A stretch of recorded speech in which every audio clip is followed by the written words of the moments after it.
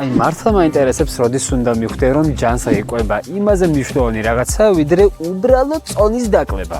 აი გულწრფელად თქვი, რამდენჯერ გითქვამ შენ თავისთვის, რომ მხოლოდ შოკოლადი არის იმაში დამნაშავე, რომ ცუდად ხარ. ეგრევე დაგინებებია ყველანაირი ტკბილეულისთვის თავი, ამოიგე ყველანაირი სასუსნავი, ხილი, ბოსტნეული და მხოლოდ გადახვედი შავ პურზე და მაწონზე. ყველაზე ხშირად სწორედ ეს გამარტივებული მიდგომები გვაზიანებს, რადგან მგონია, რომ ამით რაღაცა სწორად ვაკეთებთ. მაგალითად, ალბათ შენს ხსმენია, რომ 6-ის მერე არაფერი არ უნდა შეჭამო, ან თეთრი შაქარი თეთრი სიკვდილია და ყავისფერი კი ძალიან ჯანსაღი რაღაც. მოდით ერთხელ და სამუდამოდ გავარკვევთ, რა ჯანდაბაშია საქმე. პირველი და ყველაზე გავრცელებული მითი რას ყველას ყურს მოусმენი არის, რომ 6-ის მერე ჭამა ასუქებს.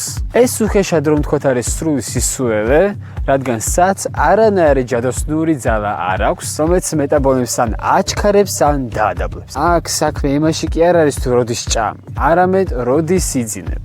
აი თუ სამსახურიდან დაღლილი მოდიხარ და მთელი არაფერი გიჭამია, დარწმუნებული ვარ, რომ საღამოს ერთბაშა დაინაზღაურებ. იქამდე სანამ შენ ტვინი არ გაიაზრებს, რომ საბოლოოდ გასკდა. აი ეს არის რეალური პრობლემა, რომელიც უნდა გადაჭრა და არა მის, რომ 6-ის მერე არ ჭამო. უბრალოდ გადაანაწილე მთელი დღის რაციონი სწორად და ბოლო კვება გქონდეს მინიმუმ 3 ან 4 საათის ფარგლებში. ხო, თუ ამ ყველაფერს შენ თუ ვერ ახერხებ, მომწერე Instagram-ის პირადში.